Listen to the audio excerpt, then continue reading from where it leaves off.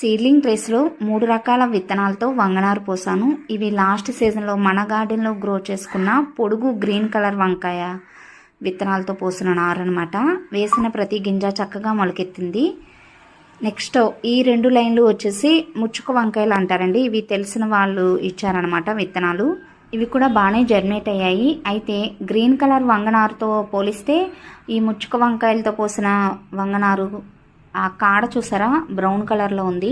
మిగిలిన 2 లైన్లు కూడా పర్పుల్ కలర్లోనే 2 ఫీట్ వంకాయలు అనమాట. కొంచెం సన్నగా పొడవుగా ఉంటాయి అవి. వీటిని మనం కొంచెం హైట్ అయ్యే వరకు ఉంచుకోవచ్చు, లేదంటే ఈ స్టేజ్ నుంచి కూడా మనం చక్కగా ట్రాన్స్ప్లాంట్ చేసుకోవచ్చు అనమాట. నేల మీద కావాలంటే నేల మీద వేసుకోవచ్చు, లేదంటే గ్రో బ్యాగ్స్లోనో కంటైనర్స్లోనో ఇలాగా.